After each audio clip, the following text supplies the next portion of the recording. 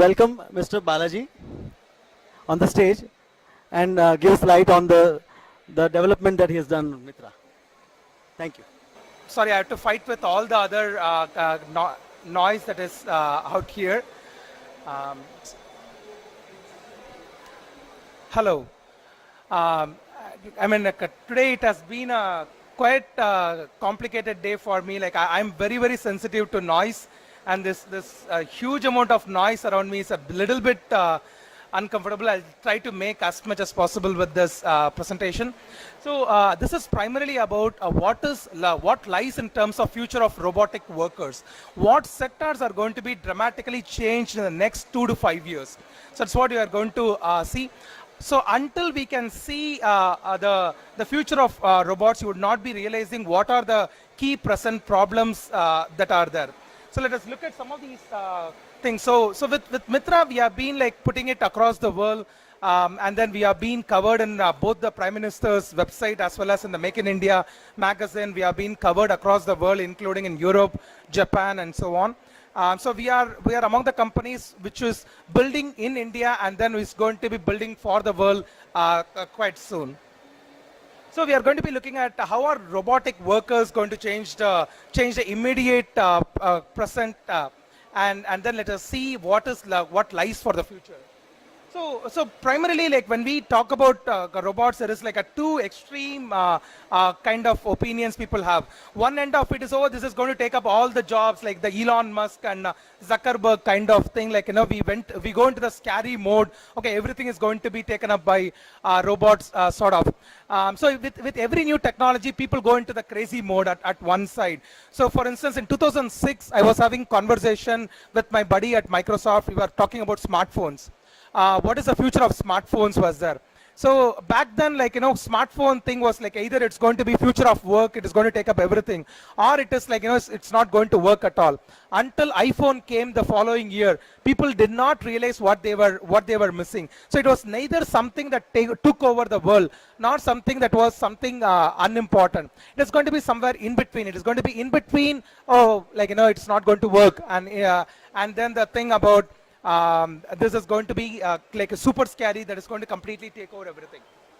So the key applications that are going to be involved, okay, it is going to involve guest interaction, people interaction, and building smartness to the physical world. The first part of it, what is happening, going to happen is, this is a matching problem. Ultimately, we are looking at how search works in a physical world. So right now, if you go into a bank, there are two options. One is you deal with the people, but the people have very limited information about about what they are carrying, because the banks have become huge, massive, like a financial mall. And then, so like for years, banks have been trying to push people into ATMs and so on. But then what they have realized is, like if they are just going to focus on like transactions and so on, they are going to be taken over by Paytms of the world. So they are looking at how can I bring a range of services, but the problem is with just few people in that branch, it is not going to work. So it's a huge search and match problem. You are looking for a range of financial products, and how is it going to be provided? That is going to be. So it could be, so we're already experimenting with a couple of banks over with this.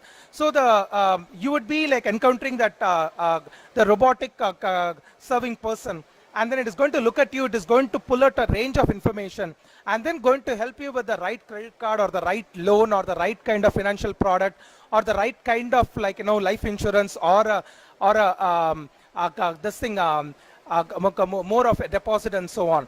So there are thousands of products that our customers carry. How is the end customer going to manage with all that? That is going to be quite a key thing. So a bunch of banks are really looking at how they can look at the future with robots.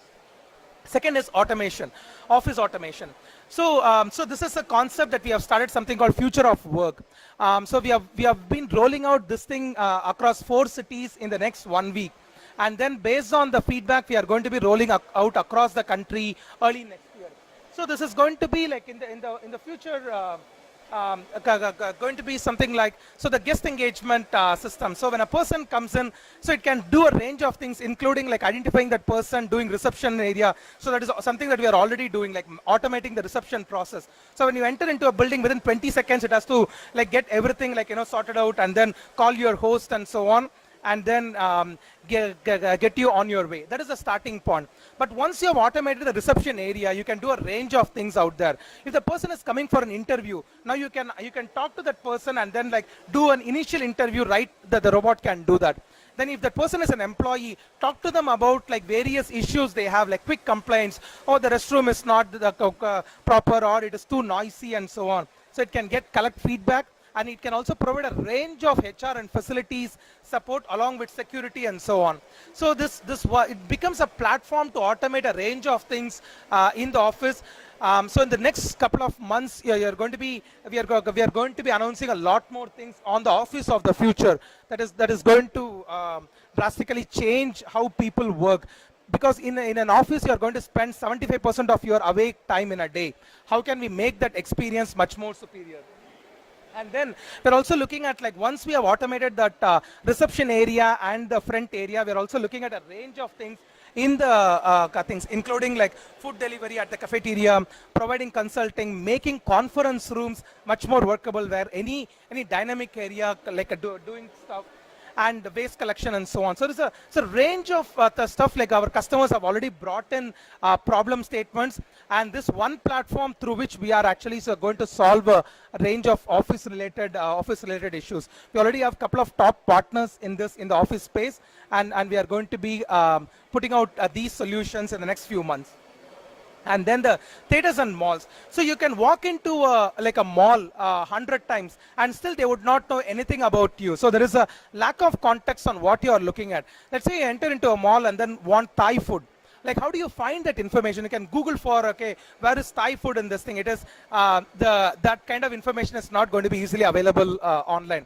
So how can we provide very specific retail related information? So this again we have been like testing out with a couple of top players in this thing on how can we automate a range of experiences in a kind of a shopping mall. Again, like multiple competitors are also working in, because 85% of our shopping happens in the physical world, and the physical world is too dumb to know what my preferences are. And same thing on the retailer side, there is very limited data on how can we address that. So in the future shopping mall that you are going to enter in, the robots are going to recognize who you are and can deliver particular product information that is specific for you. Oh, okay, you are a OnePlus user, you should be buying this kind of headphone, and we can also throw in a additional warranty for you. Your friend might not be getting the same offer. He might be getting a very different option space. So it's going to get very, very smart based on your interaction with in the retail world. And then cinemas.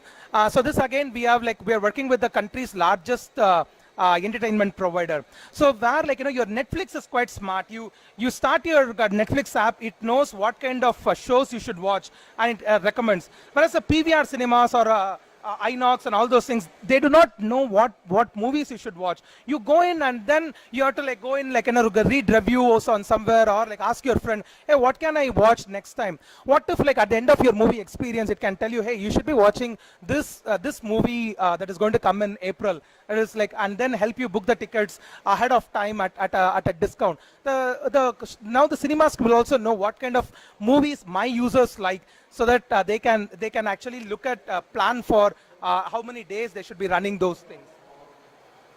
And again, like, we are also working with the largest food and beverage player in the country on how do we automate range of food experiences. So just before coming over here, I was sitting at the VIP lounge, and we had an argument on, like, why do we need robots? So my friend over there, so he got a tea. And then I asked, like, was tea the one you ordered? He ordered for coffee 3 times and he got tea at the end. The physical world is quite dumb. The physical world, like the servers of the world, they are not like really attuned with your preferences. Even after him telling 3 times that he wanted black coffee, he got tea instead. So that's the nature of the physical world. So how can we make physical world quite smart? Whether you are in Brazil or like Japan or in US, the robot able to understand what your real preferences are, or that you eat vegetarian only during Navaratri, or all those things, if it can understand and then guide you the right kind of food stuff. So that is again a huge thing that is happening right at this point. Again, in kind of retail environments, what kind of clothes you should try out for your height, color, and so on. Guidance, personal guidance. So in the B2B world, we have account managers. What if in B2C world you have an account manager? You walk into a shopper's stop or a pantaloons. There is a person who knows exactly your preference, who have been interacting with you for years, and then can provide a range of things, knowing the current trends and so on, along with augmenting with the AR, VR, and so on. So this is going to be a range of smart shopping experiences that are going to be delivered through robots. Again, events. So this concept we have been playing around, like in the next few months we are going to be, so our Mitras are not going to be just at the stage introducing stuff. We are going to look at events becoming far more immersive. Starting with the thing that I don't, like people are announcing all over the place because like they could not download their app to get the event schedules. Simple things like what event should I go to where, and what kind of stalls are for me. These simple things are even not addressed by events properly. That's why there is all sort of screaming that is going on across this area. How can we give you more contextual information, and how can we provide a range of things where even if you are not attending this event in person, how can we provide these experiences? So this again, so we have done about 150 events so far, like where we are trying to get into increasingly immersive experiences. And early next year, we are going to be announcing many of these immersively experienced events, where you can be sending a robotic avatar to a conference. It can be going around that event, meet the stall people, get as much information as possible, and you can attend 100 events a month without breaking your bank or like breaking your calendar. And hospitals. This is again a huge this thing. So many of the doctors that we talk to, they spend a lot of time on paperwork and giving their patients routine, usual information. So if you talk to surgeons, where do they spend most of the time? They're not spending enough time on surgery. They're spending more time on getting consent form from people. Okay, you are going through this laparoscopic surgery. This is what the surgery is about. This is what you should be doing, not doing, and answering. Many of these things could be done by the robots. So the robots are not yet ready to do full autonomous surgery, but then they can do a lot of things around the surgery, including helping the physicians with the collecting patients enough information about them, and then doing some pre-diagnostic parts. Again, smart cities part. So right now in smart city, the security is most left to the CCTV cameras and those things. So what we are talking about is a passive security. In the era of Me Too, where there is a lot of things we have to worry about security in the physical world, we are not just having cameras. The passive security is not going to cut it. We are looking at more of active security, where the robots patrolling around, looking for patterns, including in is someone in trouble, like based on vision and speech and so on. Is someone screaming, someone doing this thing, and then actively engage in that area. So sort of active security rather than just passive security that we are used to. So some of these things again, and the best part is that you don't need to have one robot for security and another robot for engagement. The same robots that are going to do security can also do the customer engagement. It is about like different programs your mobile phone can take. So that's where we see a future where there is going to be a bunch of different robotic companies going to build in a stack where there is going to be a range of robotic applications, just like what you're used to in mobile phone. And until you fully experience that world, you would not realize what you're missing. So you would be like my friend who was like missing his coffee because his server was too dumb to understand that you would have the pain, but you would not realize what the solution is. The solution is going to be far more smarter physical world that is going to be more secure, more contextual, more smarter. Thank you.